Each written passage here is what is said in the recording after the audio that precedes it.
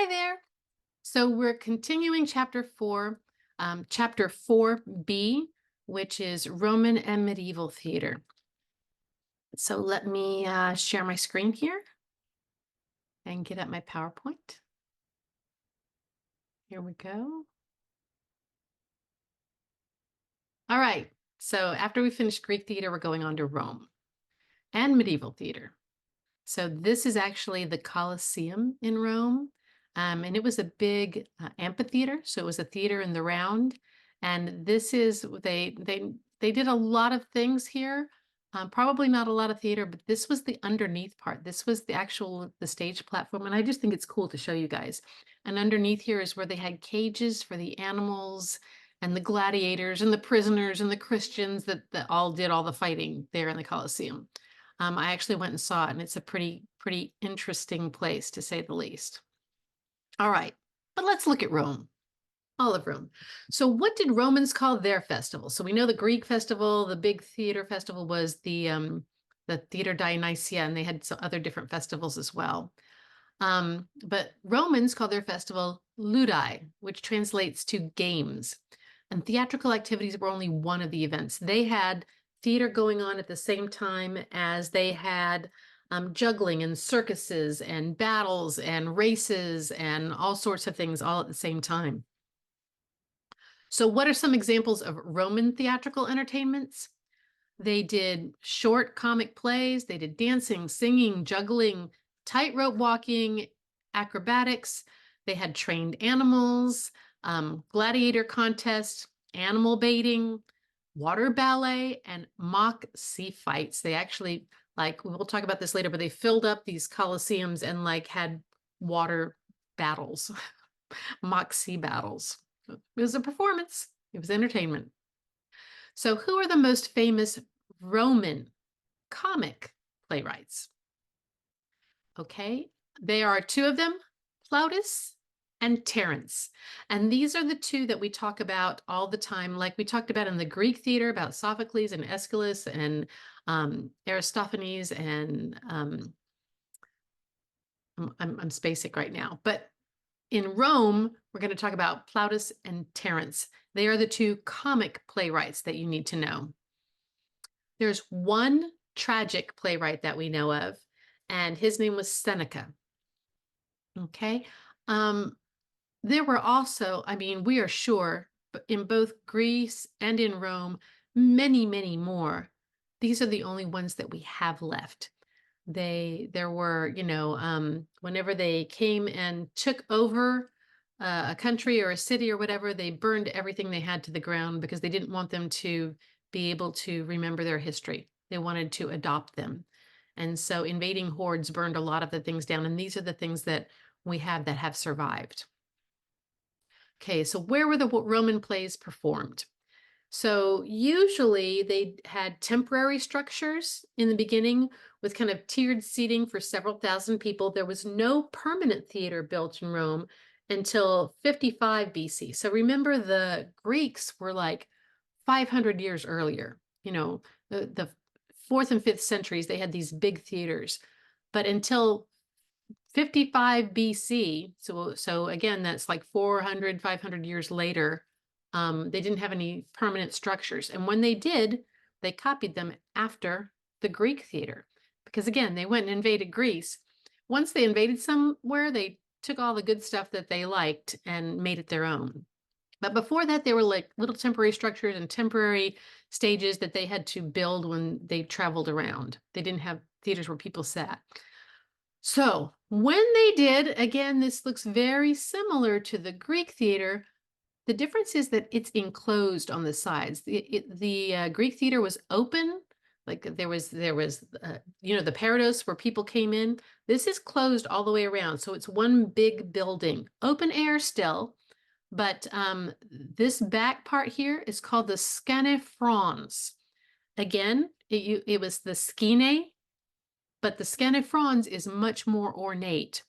It's a facade which enclosed the theater across the back. It had 3 doors, 1, 2, 3, in the back wall, and then one on each end. Okay, so this was 5 total, right? But these 3 doors in the middle, these are the big main doors. You can see they have the pillars around them, cover, and those are kind of like the side back doors.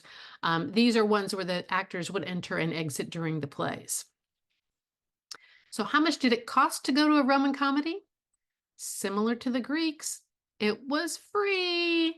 They say that, Nero danced while Rome burned. That's a saying. And it's because the Romans, that they didn't want their citizens to feel like anything bad was going on. They wanted them to be happy, and so they did all sorts of things to entertain the citizens. So whenever they had any of these festivals or theater or anything, it was free for everybody to go, and everyone would stop working to go and participate in the festivals. So, what type of unruly activities sometimes happened at such event, and how was it prevented or deterred? Well, as you can imagine, with free events, there were, we have annoying telemarketers. They had annoying people that came and like tried to take away what was happening in the play. And they would have prostitutes that would come up to the front of the stage and basically try to sell themselves, while the play was going on. So, Plautus, he actually wrote in his prologue to the play, The Carthaginian, he actually wrote these words that basically this was the prologue. This was what came out at the beginning of the play to try to tell everybody the rules before it started. Let no worn out prostitutes sit in the front part of the auditorium, nor the ushers move about in front of the spectators or show anyone to their seats while the actors are on stage. Don't let slaves take up seats meant for free men, and let nursemaids keep little children at home. We hear similar things now. We hear things. I know that there's usually an announcement before our plays that they do that says, if you have any unruly children, please take them out into the lobby, things like that. So basically, they were trying to tell the audience how to behave. So these are some things that sometimes happen. There were, ushers showing people to their seats after the play had started, and it throws off the actors. They won't even let you do that at the Majestic. I went to go see Wicked and we came a few minutes late, and we had to stand in the back for the first 20 minutes until there was a scene change and we could come and sit down. So they had these problems even back then. What colors were associated with actors portraying a slave or a courtesan? So they were very specific. Anybody who came out wearing certain colors were certain characters. So slaves wore red and courtesans wore yellow all the time. So, they didn't use as many masks, but they certainly knew what type of characters they were by how they dressed and what colors they wore to make it more identifiable to the audience. Okay. What modern type of performance is reminiscent of a Roman comedy? It's most like a modern musical. Okay, so they sang just about everything. The Roman comedy was kind of like going to a musical comedy today. It was very fun and uplifting. They had a whole group of musicians and band and dance and song. The actors sang, not just the chorus. In Greek, the chorus sang and the actors spoke. But in Roman, everybody sang. About 2/3 of the lines were accompanied by the flute player who stayed on stage the entire time, just like they did in the Greek plays. So you see he's got that double flute thing there going on. All right. Who wrote the only surviving Roman tragedies? We mentioned this before. His name is Seneca. His shows, they say in your book, they were probably not intended for publication, meaning that he wrote things that were so big or, difficult to stage that they probably wouldn't have been put on stage.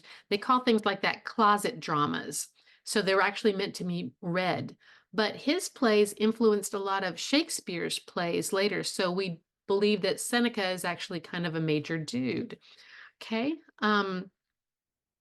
So he's what was the favorite form of play in late Rome? In what ways was it distinct from other forms?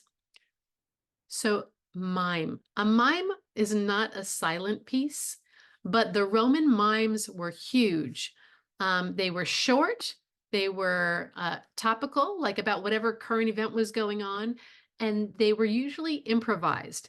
And a playlet. So they were maybe like one acts what we would consider today, or shorter than that, and they were comic and they were satirical, so they kind of made fun of whatever was going on. No masks were used in mime, and it's the first form that females were actually allowed to perform and appear. So that's a big deal. They actually had women in these mimes, so that was kind of cool. All right, amphitheaters in Rome were primarily built to house gladiatorial contests, gladiators, and animal fights. And when the Colosseum opened, seating 50,000 people, 9,000 animals were killed during the 100-day opening events. That's a lot of animals. And they brought things that were exotic to Rome. They had hippopotamuses and, these elephants and lots of lions. And they would fight the gladiators, and the gladiators would kill the animals. Okay, they also had something called Namakai. Namakai? Namakai? Basically, again, where they would fill the amphitheater with water and then put boats out there, and they would have these staged sea battles, these mock battles, and they used actual boats in there. So really interesting. Okay, and then there was the fall of the Roman Empire. So around 476 AD, they had a good run. They had a good 500 years or so. And then Rome fell. Okay, Rome was invaded, Rome fell. So what happened to the theater after that? Well, it was kind of reduced to bands of small traveling performers. Theater was thought to be wicked and horrible. Christianity kind of took over everything. And anybody doing theater was thought to be a terrible, horrible person, like we talked about in the first chapters. The Christian church denounced actors and they forbid them their sacraments. Basically, they excommunicated them from the church. They said that you can't come, you can't receive communion, or your children won't be baptized, or, any of these things, because you are an actor and you are doing sinful work. It's ironic that later on in the Middle Ages, theater was all about the Bible. So first, the Christian church denounced theater, thought it was terrible, and that's when we go into what we call the Dark Ages. The Middle Ages are also called the Dark Ages, from about 476 to about 1000 AD. So it's like 500 years. And they also call it the Dark Ages because there were no things invented during those times, no major accomplishments in architecture or mechanics or literature or anything like that. Then we come up with liturgical drama. This is another crash course video, and I'm going to ask you to go ahead and take a look at it if you want to learn a little bit more about liturgical drama. Drama came from a very unlikely place, the same church that had forbid it. So it came in the form of something called the Quem Catoris trope. And a trope is basically a small musical interlude, but they had people performing, okay, Quem Catoris. And it was 970 AD. So again, it's been about 400 or 500 years of no theater, nothing. It was in the shadows. It was, under wraps. And then the church decides to stage something one Easter. So it was at an Easter service. And it's our earliest example of a liturgical play. It happened in the church. It was sung. It was in Latin. And it was 4 performers. It was supposed to be when Jesus dies, the 3 Marys go to his tomb to embalm him and then find out he's not there. And there's an angel telling them He's not here, he has risen. And the three Marys, I believe, are Mary Magdalene, um, Mary of Bethany, who was his friend, Lazarus' sister, and then Mary Salome, who was, I believe, the mother of John and James. So anyhow, it's the three Marys. And so it dramatized the arrival of the three women at the tomb of Christ and the announcement by the angel that Jesus has risen, and then the subsequent rejoicing. It is only 4 lines long, but it was performed as part of the Easter service. Basically, the women show up. The angel says, "Why have you come?" They say, to find Jesus. They say, you can't find him. He's not here. He has risen. Go and tell everybody else. And people loved it. It was like, whoa, we love this acting out. We want to see more of it. So then the birth of liturgical drama happened. After liturgical drama hit it for a while, didn't I have anything else on that? Sorry. So after liturgical drama made its comeback, then the church decided, okay, they did it for a little while. And then they said, okay, but we're taking up time and we're taking up clergy because only the clergy could perform it. So we're taking up time, we're taking up clergy. You go ahead and do it, but just not inside the church. And that was called vernacular drama. So in liturgical drama, it was all written in Latin, which was the language of the church. It was chanted or it was sung. It was performed by choir boys or members of the clergy, and it was all financed by the church. When they kind of said, go ahead and do this on your own outside of church, that's called vernacular religious drama.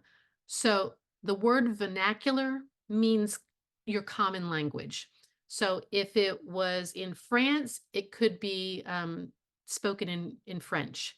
If it was in Germany, it could be spoken in German. If it was in English, England, it could be spoken in English. If it was in Italy, it could be in Italian. So it was written in the vernacular of the people. The people understood the words coming out. They didn't have to know Latin. And most people who, again, the Christian church was all one at that time. Christian and Catholic were the same thing at this time in space. Later on in the 1500s or so, that's when 1600s, the people protested the Catholic Church and the Protestant Church was born. And currently, when I was young, it's what we called Protestants, were all Christians who weren't Catholic. Now they just call themselves Christians. So Christians and Catholics are Christians, but there are Christians that aren't Catholic, if that makes sense. So, but right now, in the Middle Ages, everybody's all together. If they're a Christian, they're either Christian or they're Jewish or they're Muslim, right? And in Europe at the time, everybody was Christian. I'm sure that there were some others there, and that's why we have the Crusades and all that kind of stuff going on. But right now, for this time period, everybody basically belongs to the same religion. So it was written in the vernacular that people could understand. It was spoken. It was not necessarily sung. There may have been some singing going on, but music wasn't a huge part of it like it was in liturgical drama. And it was performed by the people, by the laymen. And it was financed by the community instead of financed by the church. So much like in the Greek drama and the Roman drama, where people were appointed and it was your civic duty and you financed this, it was also your duty during the Middle Ages to help do this vernacular religious drama, to help with all of the dramas were about things that happened in the Bible. Okay, so it was still religious, but again, it was for the people and by the people. So our first female dramatist, the first female playwright that we have record of, is actually a nun. Where'd she go? Why isn't it coming up? Okay, a nun. And again, this is another birth of it coming out of the church. Her name is Prosvifa. of Gandersham. She was in Germany. She was a canoness, which is a kind of a fancy nun. And basically, she was in a convent. She loved the plays of Plautus and Torrance and went ahead and wrote plays. They weren't really meant to be performed, they were meant to be read, but they were comic. Again, so she liked the comedies of the Roman playwrights, Terence, but she was afraid that these wouldn't go over well. So she made them about religious themes and still made them comedies and stuff like that. So she wrote about Christians and virgins and martyrs overcoming earthly temptations.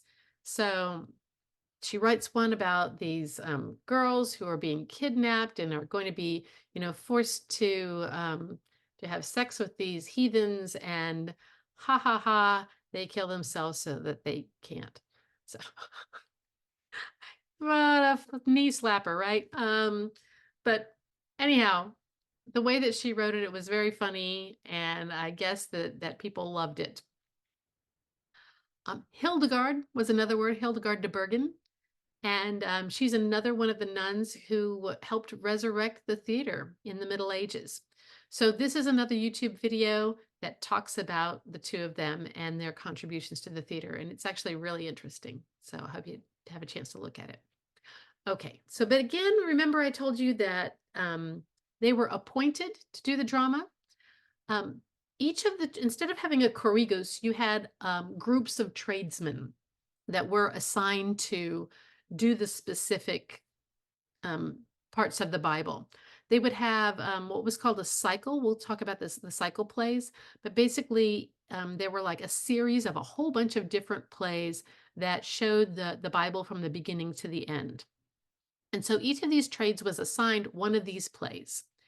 The hierarchy of the people, there were masters who were the business owners. There were journeymen, they were skilled in the trade and they worked for the masters, they worked for their wages, they were basically the employees. And then there were apprentices who were boys or men that received room and board while learning a trade, usually for like 7 years. So they lived with the person who owned the business, and basically they got meals and housing and they worked for free, except for worked for meals and housing, I guess, that they were apprentices. And then when they were done, they became journeymen and made their own wages. Okay, so the big feast day. So remember we said the city Dionysia festival in Greece and the Ludi in Rome. Well, the Corpus Christi feast day and festival was the big one. And Corpus Christi actually means body of Christ. So they would take the host, the body of Christ, and put it in a monstrance, that the big thing that holds the bread in there, and they would parade it through the town so that everybody could see it. It wasn't like today. I happen to be Catholic, so if I go to church today, I could receive communion today. Back then, they maybe were able to get it once a year, maybe. Sometimes, every other year. But when they did, it was a big festival. So Corpus Christi means body of Christ in Latin. And their main event was the consecrated Eucharist, the body and blood of Jesus being paraded through town. And all walks of life were represented in the original parades. So all of the trades had, they were part of the big parade. It was a big city event. Okay, like if you go to Fiesta right now, HEB has a float, the Chamber of Commerce has a float, the Shriners have, everybody was represented. Tradesmen then became a prominent part of the festival.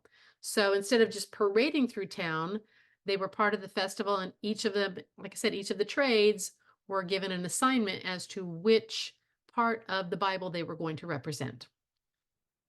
These were called cycle plays, and these are a number of short plays that were done together that act out the Bible from creation to Judgment Day. So in creation, we have, God starting the world, the Adam and Eve kinds of things, and then they go on to Judgment Day, and here's all hell and damnation coming out. And this is called a hell mouth down here, and yeah, it looked like the mouth of hell. So fun stuff. There are two types of time in these cycle plays. So one is eternal time, which is God, Satan, human souls. They're all eternal. They exist in eternity. There's no beginning and no ending. Okay. And then there's earthly people, um, which is a short interlude where humans must make choices that will determine whether they go to heaven or hell. Fun stuff. Fun stuff. Okay. Mansions. Mansions are what they call these rolling platforms. They were kind of like floats like we have today. They were rolling platforms, and they'd stop them and they'd set stairs on them. And each one of these platforms was another story. So we're not sure if the platforms actually moved through town or people went from one platform to another, but they set them up in order, like I said, from the beginning of creation till Judgment Day. And each one of them was a short play. And the play that you were supposed to read for this particular chapter was Noah and His Sons, which is one of those very short plays. And Noah and His Sons is about Noah and the ark. Um, they had some fantastic, scenery and special effects and stuff that people would do for these. This one is the crucifixion of Christ. So they've gone through the different ones. The mansion is actually the wagon. It's called a pageant wagon or a mansion. The plateau is this playing space around the mansion where actors could move if they needed space. So you see this guy coming up the stairs, he was actually down on the plateau. So that's the area around there. The mansions are actually the wagons. Mansion, plateau. Okay. All right, medieval costumes. So the secular earthly costumes, if they were an earthly character, they dressed in their regular clothes. There was no historical accuracy. If they were doing, Noah and his ark, they would just wear their regular clothes that they wore every day. But if you got to play God or angels and saints, they got to wear church garments. They got to like go borrow and wear what the priest wore. That was a big deal. So they wore like what clergy wore. Angels sometimes attached wings. If you were playing God, you might have a really high church dignitary playing God. So one of the high priests or a bishop or something like that. And they might gild their face with gold. So put little, flecks of gold all over them to make them look more godly. And the saints had the symbol of the saint on them, so everybody would know who they were by how they dressed. So Peter is supposed to be in charge of the gates of heaven, so he held a bunch of keys, so the keys to heaven. And Michael, he's the fighting archangel, so he had his sword, so Michael had the sword. So you would know who those saints were. And the devils had wings and claws and beaks and horns and tails and sometimes really grotesque masks. And it was really fun being able to play a devil, right? So they got to run all over the place and act crazy and be terrible and rip at people. And they had a great old time. Medieval special effects. So they were really big into this too. Hell was made as gruesome as possible. The hellmouth with the devils and the fire and pyrotechnics. They did a big deal for this. Okay. Pictured here is part of the set for the miracle play. This interludes an elaborate entrance into Satan's kingdom and even a pool of water for a boat there. So they have water, they have a boat, they have fire breathing gargoyles and all sorts of devilly kinds of things. Fun being the bad guy. Some of the miracle plays were displayed as accurately as possible to help reinforce the faith. The one of Noah and the ark had several containers of water so that when the flood happened, it would quote unquote rain for 5 whole minutes. That's a lot of water to have it rain on stage for 5 minutes. Okay. The Wakefield cycle. This is the one that we have in its entirety. And the cycle of plays, which is all the plays that would take place on all of the different floats, the different mansions. And the Wakefield one has 32 pageants. So 32 plays were performed during one of these cycles. And so people would go and they would see each of these plays that would last maybe 5 or 10 minutes. It was quite a thing.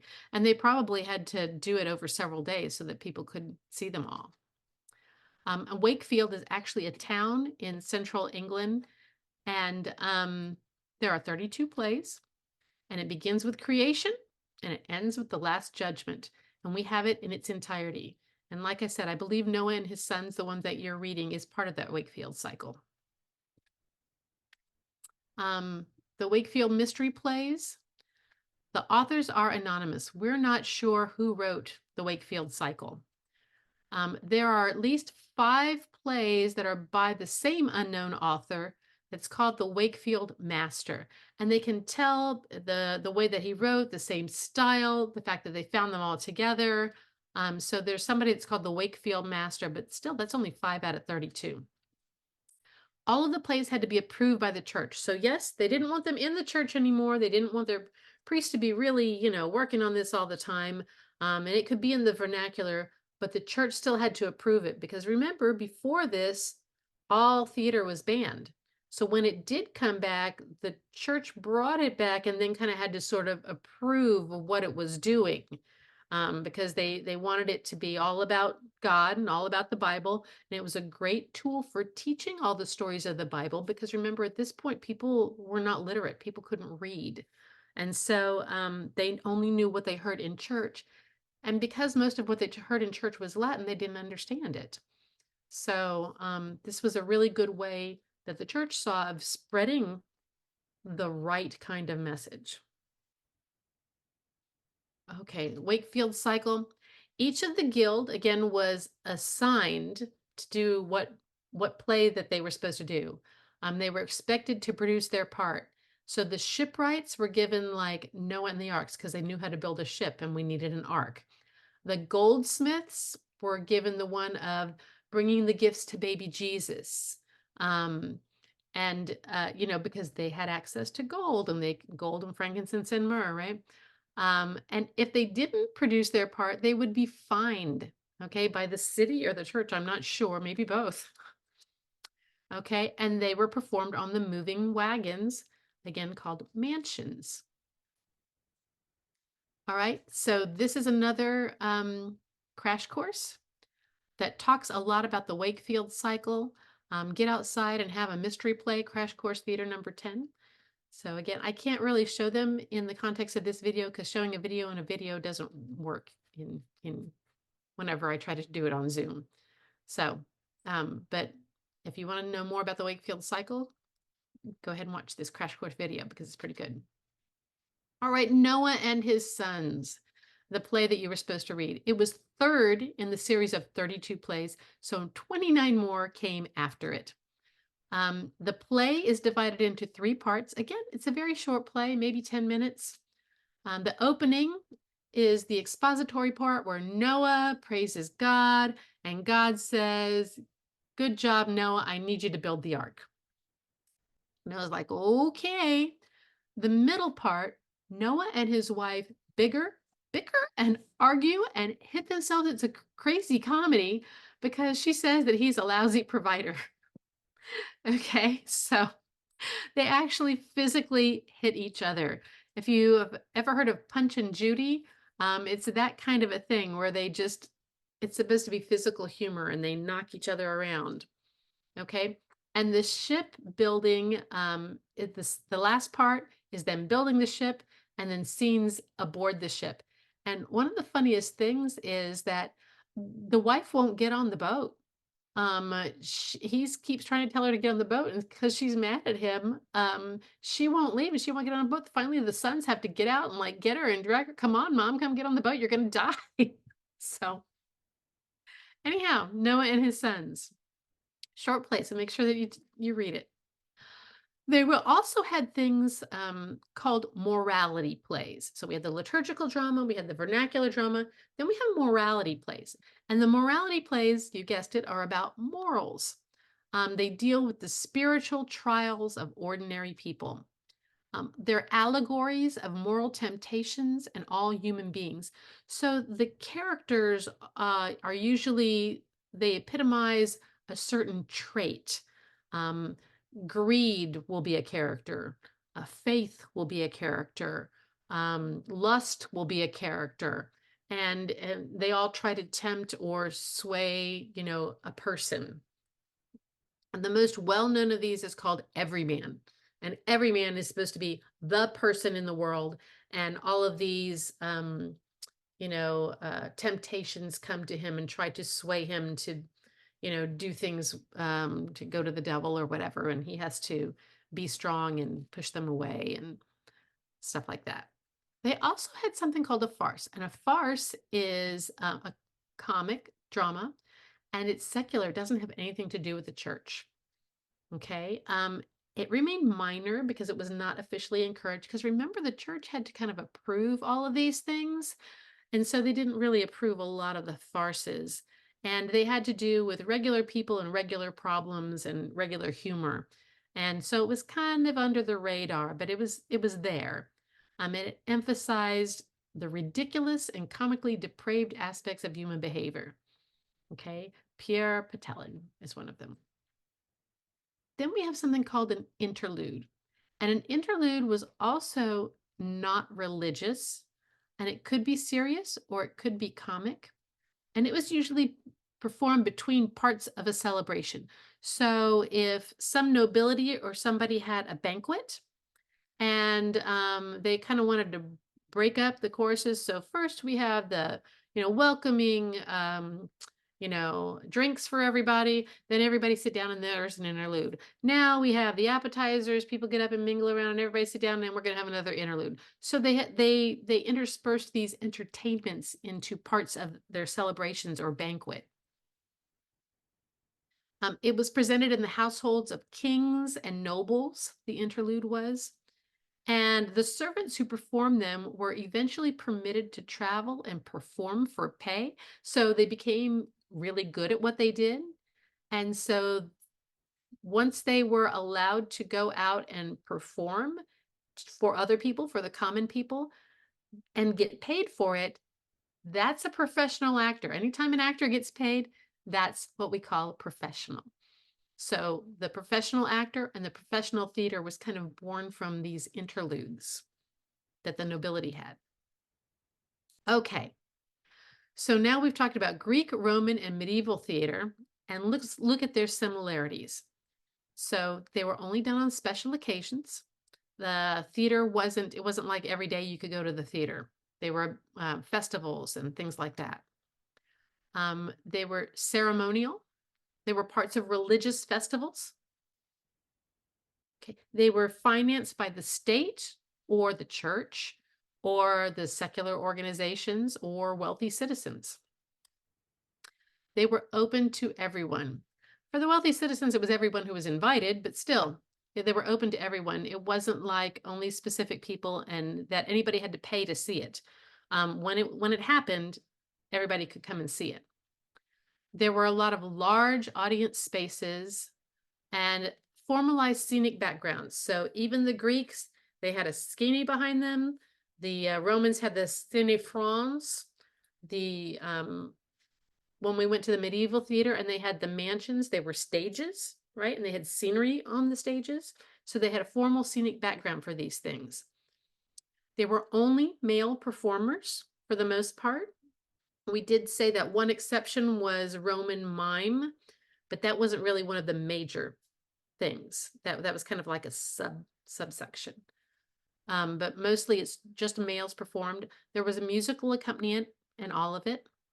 And the Greek and the Romans used masks for all characters except for those mimes. And the medieval theater also used masks, but they used them like for the devils and sometimes for the allegorical characters. I am death, I am greed, I am sloth, I am envy, those kind of things. All right, let's look at their differences.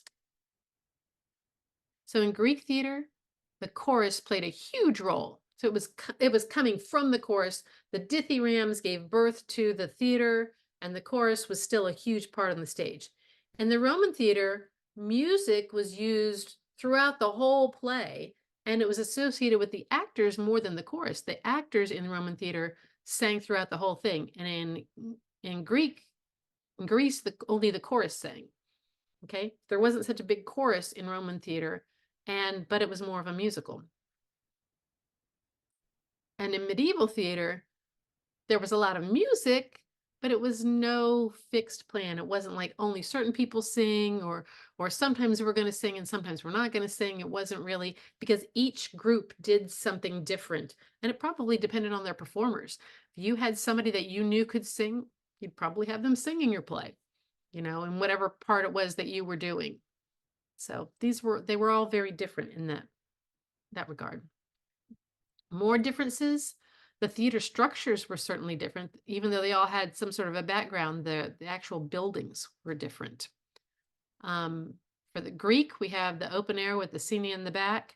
For the Roman, we have the skinny fronds, which is huge and really important in what their drama.